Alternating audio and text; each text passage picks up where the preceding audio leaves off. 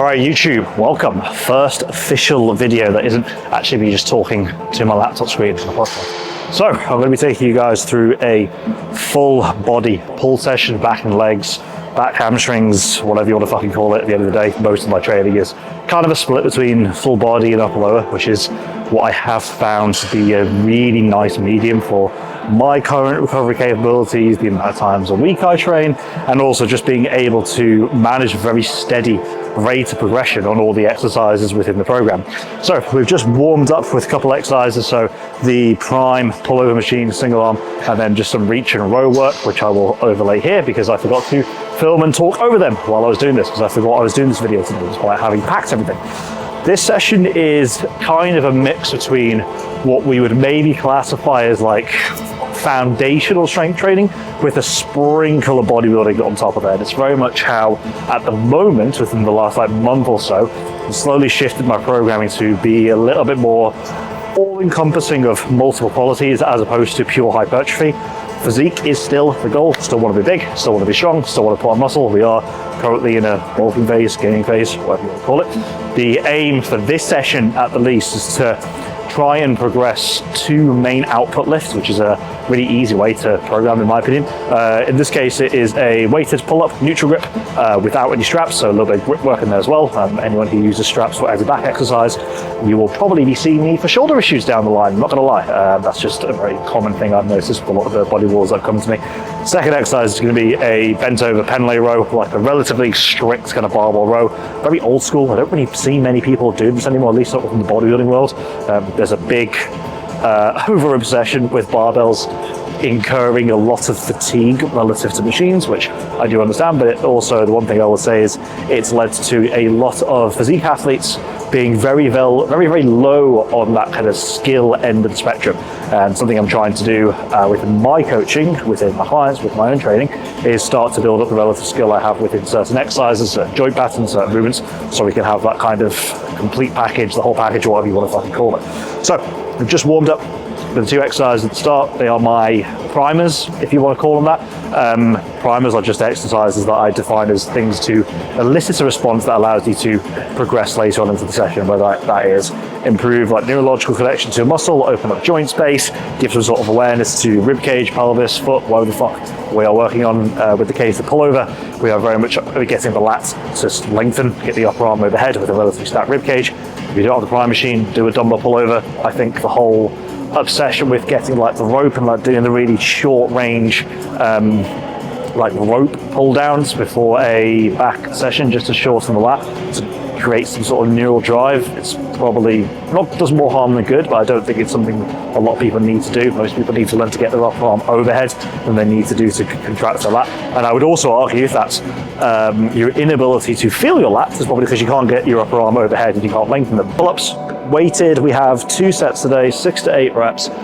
The aim is to get to, the aim for the end of the year is a 20 kilo weighted pull-up for, I think it's like 8 reps, but I didn't really decide what body weight I'd be for that, so I'm currently probably nearly the heaviest I've ever been. I'm going for relatively heavy weight, same amount of weight I was doing when I was lighter, so strength is there, body weight is there, muscle mass is there. It's mostly just getting my control into that kind of deep shoulder flexion position, which is something that I do find people tend to fuck up. So we're going to warm up body weights, maybe do 1 warm-up set with like 10 kilos and then get like 15, maybe 17 and a half.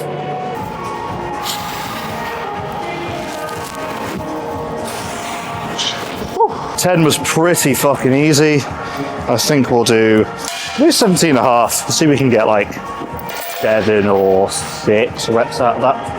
And see if we can try and improve on last week. Just think about the current weight where we're at with gaining. I've got about 4 weeks until I start to diet.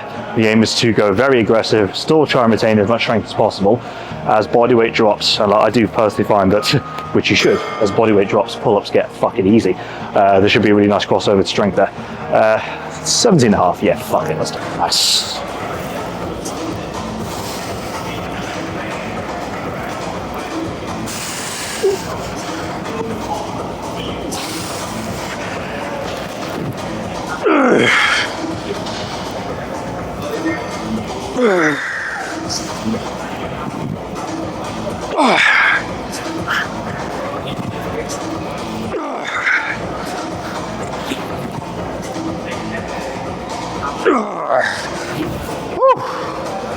A little bit of a last 2 reps wasn't as I expected, just the range of motion.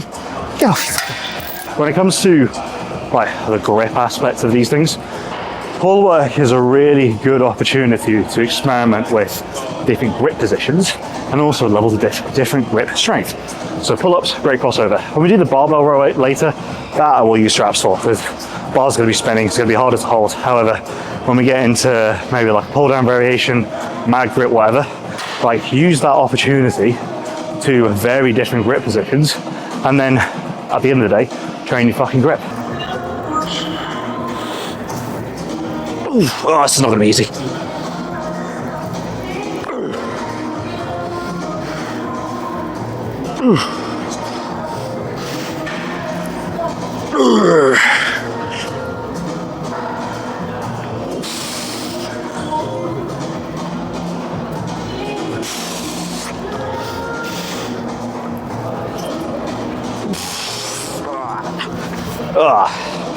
Six and a half, so 6, which is fine, we will take it.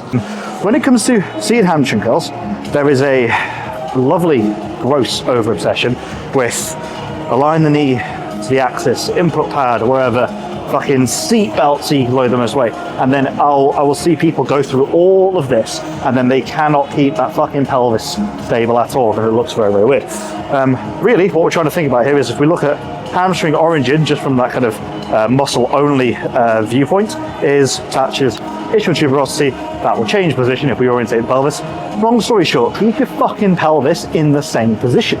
If you cannot do that, you need internal stability around the abdominals, pelvic floor, and also the obliques to stabilize the pelvis while the hamstrings contract. A seatbelt is not going to change that, because the seatbelt is there to keep you in place, which allows you to move more load. If you are trying to move more load and you cannot already internally stabilize, external stability will not fucking help you. For the love of fucking God, learn to keep your hips in the same position.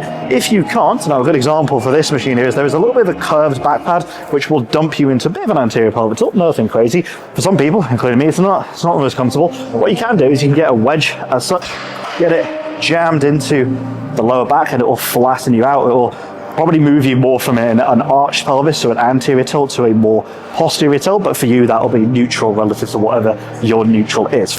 With this, relatively straightforward, get those knees locked in.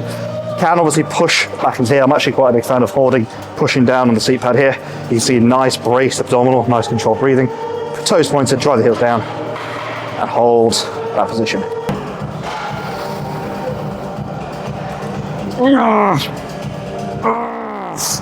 I get one more, fuck it.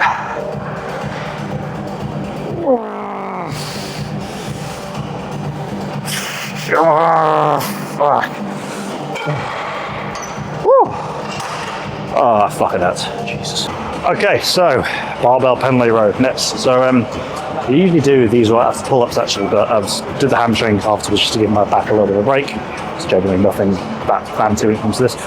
What we're looking for here is just really solid position. It's not the most optimal when it comes to the ergonomics of like how the like forearm is meant to spin, or the radius is meant to spin over the ulna. So sometimes there can be a little bit of aggravation around the elbow and the wrist, which just take it as is. For this, what I'm actually trying to do is really reinforce what we would classify as like a deadlift starting position. So like very rigid lower back, like driving the feet hard to the floor. Really what we should be thinking about with something like a barbell hinge, or like an isometric barbell hinge in this case, is no matter how quickly I row the bar, whatever position I'm in, my balance or my bent over position does not change. And for that, I need a very good amount of awareness of where my feet are and how I'm pushing through the floor. So if I have too much weight on the outside of the foot, so on the inside, forward, back, I'm going to essentially shift and topple over as that bar starts to move around my body with the weight of pulling, especially when you get to like, a decent amount of weight. 60 kilos, I can probably be a bit like relaxed with my positioning. When you get to 100, you have to be, as they say, locked in.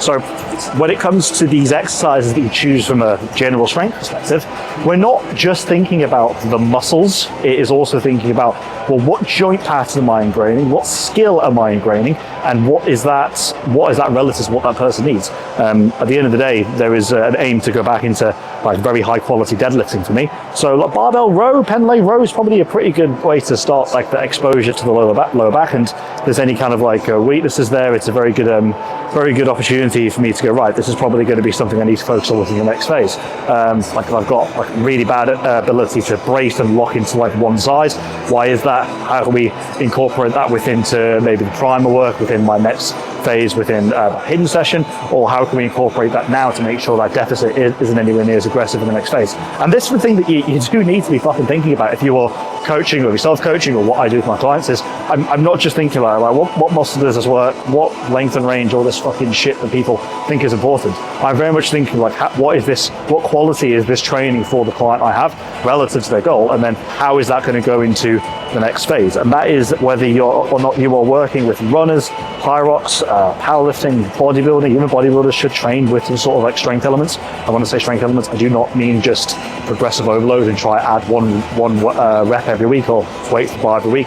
Training doesn't really work like that. So when you have these training decisions, like generally have a broader term approach for programming. Because one thing I do see nowadays with a lot of coaches is they don't do this. They don't actually know how to program anymore. They know how to copy a system of bodybuilding style programs, and then they just give that blanket to everybody. And this is why, ironically, this is what ironically does keep me in business. Maybe I shouldn't be telling you this, but yeah, like have a look at your programming from a more broad aspect, and you'd be quite surprised how you get stronger, like significantly stronger, but also like improve mobility, improve joint function, cardiovascular work. Because all these qualities, they do overlap a lot more than we think they do.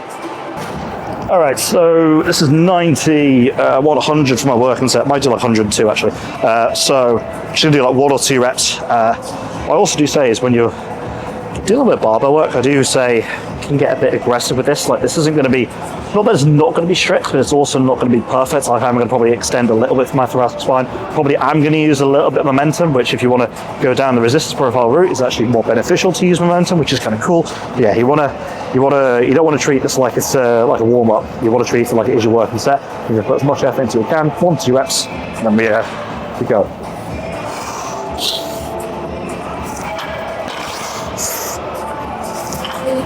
That's good. Okay, I've got no idea if you're going to be able to hear me because the speaker is literally right there. So we'll see if Final Cut Pro can edit the audio out with this. So straight bar, tricep extension to match up with this. If you've noticed, there's a lot of exercises within this session that are not elbow friendly. And I mean, we're not using 3D handles. We have what exercise actually does. We're not using any 3D handles. We are not really thinking too much about like straps on everything. We're not looking at cuffs or anything like this. And people ask, like, do your elbows hurt? No, because I'm doing shit that allows them to adapt to these forces. If you use cuffs, sleeves, D-handles for every single exercise when your elbow hurts, guess what? You'll probably see a little bit of downregulation of that pain, but you are not fixing the root tissue, much like we talked about with the hamstring. Additionally, I just think it's nice to have that variety within hand position. I think it's always good. You can never have too strong forearms, really, if I'm truly honest. And like additionally with these types of setups, it allows you to have a bit more variety within your exercise pool. The thing that a lot of people do forget about joint pain, or pain in general, is if you have long-term pain at a joint, you will get reduced, you will get reduced output or neurological output to that, to the muscles around that joint. But if you have tricep pain for fucking donkey's years and you're mastering it, you probably are going to get, not weaker, but I guarantee you won't see as much strength progression. And I think I did a post on Instagram today, so a lot of people have like painful elbows because they can't progress to their painful elbows. And you get this really nice like negative feedback loop. What you really need to do is address the root cause of these issues. And I'm just going to fucking lift. Just stop training like a fucking bodybuilder, honestly. Oh, that's fucking light itself, right? So yeah, with this, I no crazy like elbow pack technique, a little bit in front, so it's not like fully shortened. I mean, fully shortened would be with more of a neutral grip, like 2 ropes, which I'll probably do within my next phase, just to alternate that between the two. This is just, I like this because I can I can shift a bit of tin. Genuinely, I get a little bit low behind it. This is like an easy bar. A straight bar is also fine. It's just nice to have this ever so slight curved surface area. My hand can kind of wrap around a little bit more. If we think about like distal inputs, or hand and foot relative to proximal output, there is a massive correlation there. I'll probably will do a video on this at some point. But yeah, just when it comes to these attachments you have in your gym, don't write them off just because they're not rotating handles. Nah, that's better.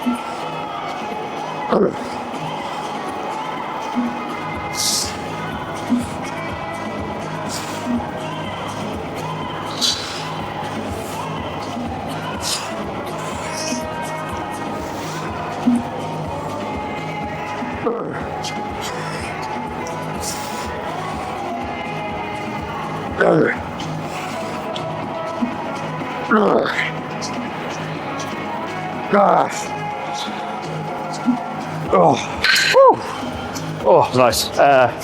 2 sets on these. When it comes to volume, I'm pretty chill about that. I don't really not that I don't count volume per muscle group, but like I said, it's more about what joint action provokes. So if you're a bodybuilding coach, or if you're a physique coach, or whatever you want to call yourself, and you have a volume calculator on your spreadsheet, and you're like, oh, this phase we're going to do 10 sets of chest, 16 sets of arms, 18 sets of lats, which I have seen before. None of that matters if you can't execute the exercise to a decent level anyway, but that also doesn't matter if you don't have the available joint range of motion to get into those positions by which you can lengthen those muscles. So a lat exercise is very, very different between here, here, here, here, and here. So we have to think about, are we actually training the lats, or are we looking at other muscle groups? Also, what patterns are we reinforcing? And this is something I have consulted with other very big name bodybuilding coaches, where they've had clients who, they want to grow their lats, but they've got a lot of shoulder issues, and they have a lot of shoulder issues because they have spent a lot of previous years hammering their lats, really restricting that kind of ribcage motion, and that's the thing we need to focus on first. So yeah, you might notice if you have to take that kind of 1 to 2 steps back to take those 3 to 5 steps forward first, you will notice maybe a little bit of reduction in strength within those first 2 steps back, maybe a little bit of a reduction in size. However, if you are consistently throwing shit against the wall and nothing is sticking, you need to reset whatever movement or joint issues you have in the first place.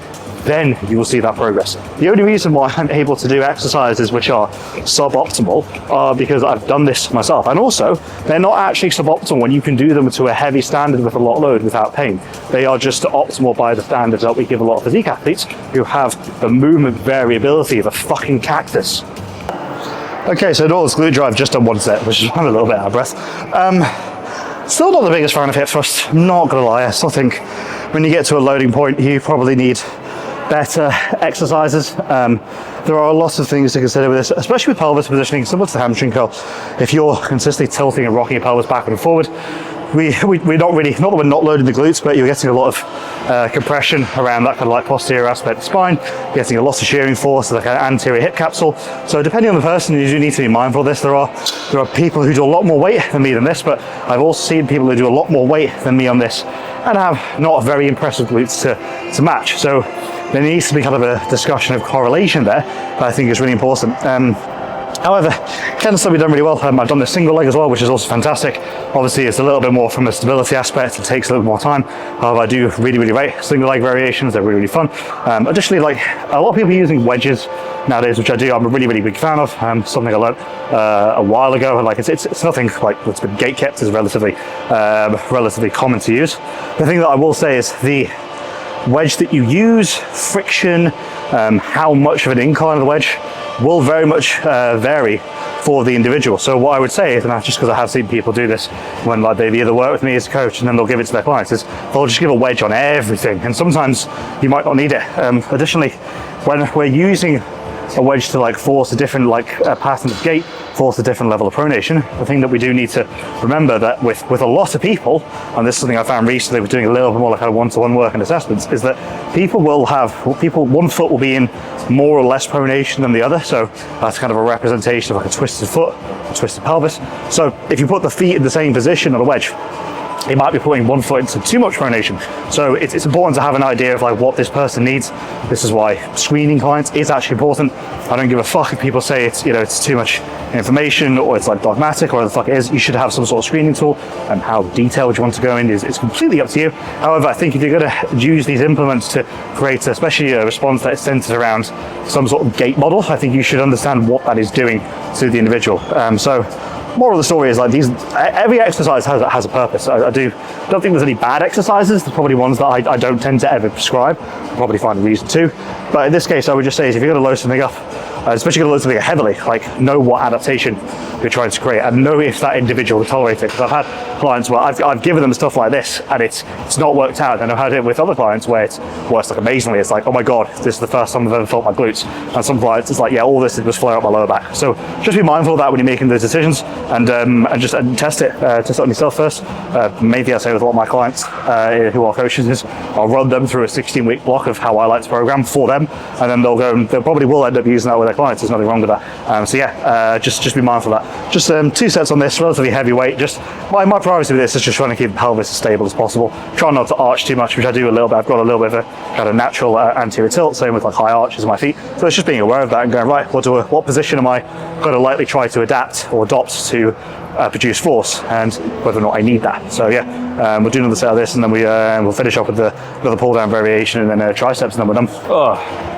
Okay, so last back exercise of this full session. Overhead climb pull down, lat pull down. Not really lat. I'm not going to do the whole lat debate versus overhand. I can't be fucking asked. It's too late in the session. I'm too tired. I usually do the prime cast pull down, the prototype with the adjustable. Can't fucking speak, with plate loaded. That's what I'm going to say. Just to get a little bit more of a reach in this plane. Someone's using it. I can't be asked. It's not really that big of a. It's not that deep. This is actually a decent machine. It's a little bit light. We're like one off the stack, so I might just try and stack it and see if we can just claim that we can do that. Harry Moore, Team for Neverlean, always stacking machines. Need to work up to his level. Yeah, with this, it's just getting overhead for the end of the session. There's nothing really crazy. The only thing we haven't really done within this session is like a very controlled reach into a row, which we obviously do get a little bit with the barbell one, but obviously not as much as we would do if it was, say, chest supported. However, I have one of those in my other upper body session. So the thing that I will say with a lot of programming variables and qualities is, as long as you sprinkle them in throughout her training cycle, and you do them to a good level, you'll retain those qualities really, really well. And it's just about being aware of that. The reason why a lot of bodybuilders, powerlifters, they end up in getting very, very similar injuries is because they all train very, very similarly, which is fine. It's the name of the game. It's an occupational hazard within the sport. However, that kind of lack of variability is probably the thing that's going to be what's going to cause you injuries, or like stiff range of motion, or kind of those injuries that just happen out of nowhere. 9 times out of 10, it's just a reflection of what your programming's been for the last 3, 4, 5 years. And we talk about, like, weight training doesn't make you stiff. It doesn't make you stiff, but it's what type of weight training you do. It's how you do it. At the end of the day, if the only time you ever express like high levels of intensity within training is when you are locked in, really stiff, in a machine, like braced really hard against an external pad, where you've got that ability to brace into something with that pressure, you are probably going to get a little bit stiffer over time. However, if you combine that with other exercises that get you into deep ranges of motion, and you own those ranges of motion with the same level of intensity, this is also why light rehab work doesn't really work in the long run. If you're able to do that, yeah, you'll have that nice combination of strength and hypertrophy. You might not get as strong or as big as if you just did those kind of high stiff output exercises, but you'll probably have a lot better range of motion within your joints. And like a really generic example for that within lower body training is like doing really deep range of motion split squats. Is that the only thing you should do? No, there's probably other exercises, but it's a very, very good start to get you thinking about moving your pelvis over a fixed foot, as opposed to being really compressed in a leg press where nothing can really move or rotate and it's purely output. So when you're making these programming decisions, just spend 5 minutes thinking about it. It's a lot easier to understand.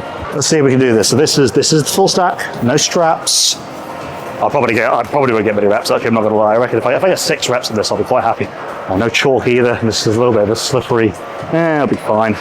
Big thing with this actually is just not keeping the feet behind you, so we get that ridiculous arch. I want to think ribs down, feet in front of me, so I can get a little bit more of an efficient reach. So if I scoop myself in, nice and tall, feet down, yep, nice and locked in.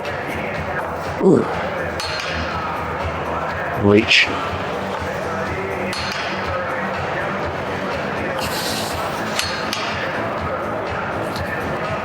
Woo!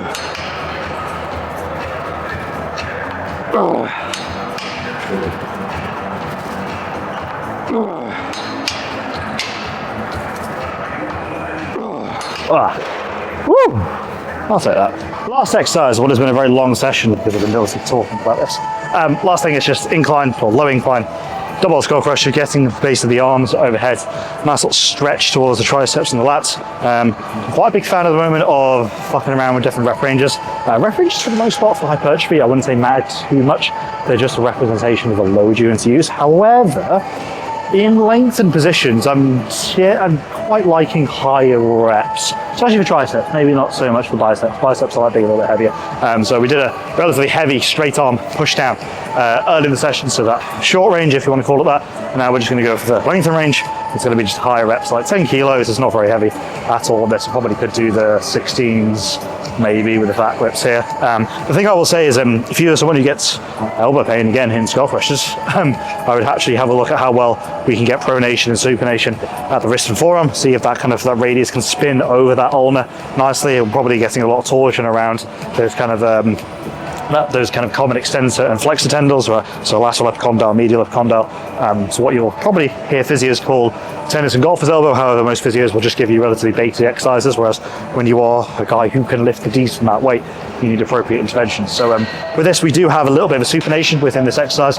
Anyone who says supinating during a tricep exercise doesn't do anything is chatting absolute shit. I don't give a fuck about what it does to the tricep. I give a fuck about what it does to the joint. If you are someone who does that, I fully understand why you're saying it. I've done it before, but for the love of God, just look beyond muscles for just one exercise at least, and just think what else is happening at this joint. You might actually not have pain. You might actually get your clients better results. Anyway, last set.